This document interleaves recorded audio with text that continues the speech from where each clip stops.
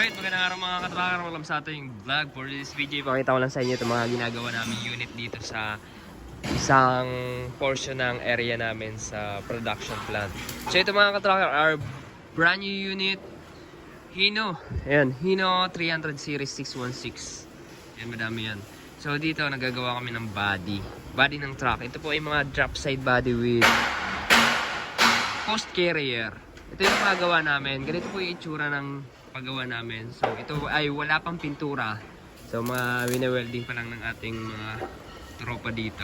So ganito po yung itsura pag wala pang pintura. Matibay po yan, all steel po ang ginamit. Saka makakapal po yung ating mga MS plate. Ayan, pati soleras. Ito baby chassis niya matibay. Naka U-bolt and I-bolt po siya. Ganda po yan. Baby chassis natin makapal. Ayan. Ayan o. Doble po yan. Ito po ilalagyan pa namin ng boom crane. Wala pa siyang boom crane. Body pa lang yung ginagawa. Ayan po yung itsura nyo. Post carrier na diretso. Yung patungan po ng poste. Meron pa dito. Ito po yung itsura niya. Ito. Isa dito. Ito. Tapos na to. Pintura na lang yung kulang. Sinisimulan na rin masilyahan. Saka ayan. Primer na rin. Yung bisagra po natin. Ayan, malalaki po yung bisagra na ginamit namin. Hindi namin tinipid. Ayan, minamasilyahan na po siya. Maganda na po yan. Ito namang isa, ito sinisimulan pa lang yung bed. Ayan po yung itsura ng bed. Kung makikita nyo po yung ating bended soleras, kami na po nagbibend yan. May sarili po sharing machine at bending machine. Ayan. Sa U-bolt po, ayan po yung U-bolt. May mga nilalagay po kaming bakal para hindi po mayupi yung pinaka main chassis po niya, para solid pa rin. Tapos nilalagyan pa namin yun dyan ng suporta dito, yung bracket sa soleras to baby chassis.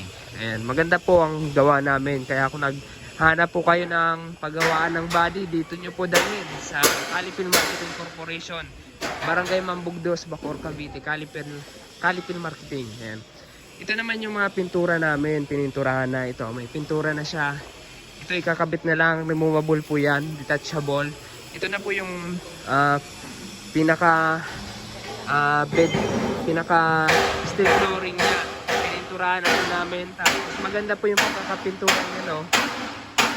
Makinis, urethane paint po yung ginamit na pintura namin. Meron na rin yung tail guard, tapos stepboard. Ito ay may electrical lights na accessories, naka LED clearance na light na po siya.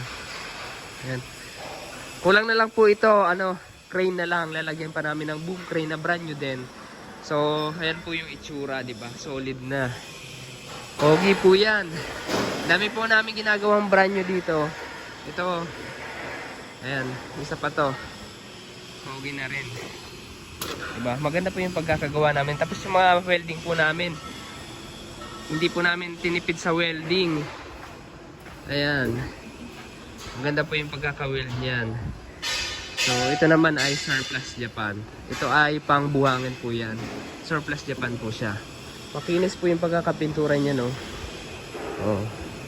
Meron po kaming quality control inspector para tingnan po yung gawa ng pintura saka body pub. So yun mga katracker, pakita tayo sa mga naghahanap po ng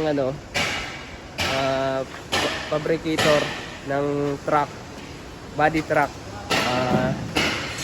Pwede po kayo magpagawa dito.